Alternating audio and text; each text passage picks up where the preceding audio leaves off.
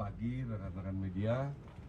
Hari ini kita memberangkatkan kembali perlengkapan-perlengkapan untuk mendukung penanggulangan bencana baik di Aceh, Sumut maupun Sumbar.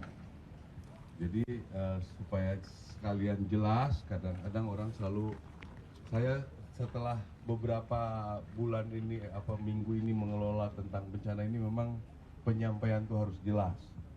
Saya pikir akan mengerti, ternyata memang harus didetailkan.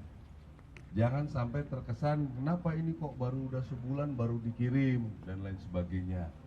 Jadi ini memang banyak barang-barang pengadaan yang tahun 2026 yang kami percepat karena prosedurnya ada, sehingga yang harusnya ke kesatuan kami kirim dulu ke tempat bencana gitu. Dan juga hasil evaluasi kami setelah sampai di sana, lumpur-lumpur yang tinggi itu tidak bisa dilakukan secara manual. Jadi kalau manusia mau berapa ribu pun itu mungkin akan sulit, sehingga kita pikir harus pakai dump truck. Karena dibersihkan dari jalan langsung mepet ke rumah, dari rumah dibersihkan lagi mepet ke jalan. Jadi kita harus pakai dump truck. Dan juga pada hari ini kita menerima 20 unit penjernih air karena memang kesulitan. Nanti saya jelaskan lagi tentang air sekalian, penjernih air. Terima kasih Pak Menko Polkam yang juga kita akan berangkatkan pada hari ini, sehingga itu akan sangat membantu masyarakat di sana. Jadi untuk masalah ini kami akan komit terus berlanjut untuk membantu penanggulangan bencana ini, mendukung tugas pemerintah secara tuntas. Ya, kami sampaikan ini akan sampai tuntas. Semua berjalan sesuai dengan rencana. Ya, miss sedikit itu biasa. Ada orang komplain kenapa kami lambat. Memang pembangunan jembatan harus bertahap, nggak mungkin kita jembatan di depan dulu. Nah, yang seperti ini memang kita harus duduk bareng biar nanti ada yang tanya bisa dijelaskan satu persatu. Kalau saya bicara di sini panjang ceritanya. Ya. Masalah air bersih itu, saya sudah buat air bersih, bor itu sudah 4.000 lebih. Jadi saya mengerti betul, ya sedikit banyak mengertilah, bahwa air itu di bawah itu kantong-kantong air. Ya.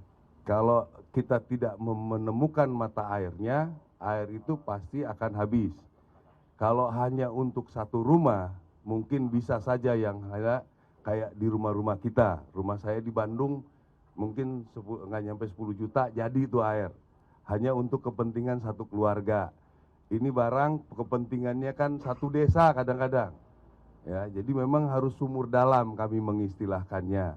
Prosesnya ya cukup rumit. Tidak seperti pembuat sumur-sumur yang di rumah-rumah yang hanya mungkin 20 meter gitu. Ya, dan juga beberapa daerah kita di Indonesia ini banyak daerah-daerah yang sumber airnya sulit. Kalau gampang dari dulu sudah ada airnya di sana. Ya, jadi kadang-kadang mata bornya patah, kadang-kadang ternyata airnya tidak ada, kita harus pindah lagi, rumit. Makanya kalau yang benar-benar ngerti air itu malah menghindari untuk ngebor di daerah-daerah Gunung Kidul, menghindar. Coba kalau ada yang mau 150 juta di Gunung Kidul, ya kan? Nggak akan mau, pasti saya yakin itu. Nah, yang seperti ini ya, teman-teman media saya sudah sampaikan, marilah kita bersama-sama. Ya, jangan semua merasa mengoreksi terus.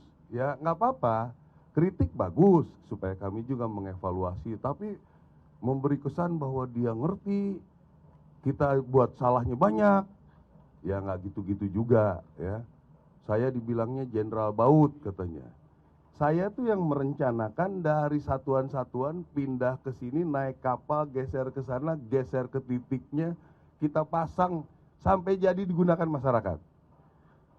Yang otaknya sebaut ya orang itu. Ya. Biarin aja, sekalian aja saya ini, ya. Saya yang merencanakan semua itu. Saya beli Armco di sini, gotong-gotong naik ke sini, ya.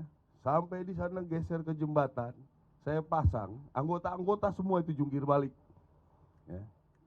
Jadi saya nggak pernah punya beban, silakan aja bicara apa.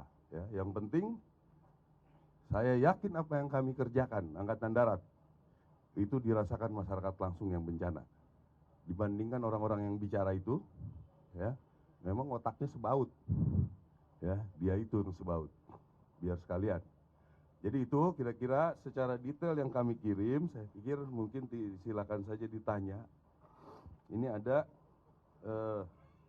doser, ada ekskavator, long arm, dump truck, dan lain sebagainya. Secara detail saya pikir kita kasih saja datanya. Ya, jadi sekali lagi Pak Menko Polkam, Wamenko Polkam, Sekjen semua pada hadir di sini untuk melihat. Saya meyakini beliau setelah melihat nanti banyak dukungan-dukungan lagi yang lain. Beliau besok akan berangkat ke Aceh Utara. Ya, kami juga siap menerima koreksi Pak, kritik ya. Kita pekerjaan kita lebih baik ke depannya. Saya kira itu yang ingin saya sampaikan. Ada pertanyaan? Silakan.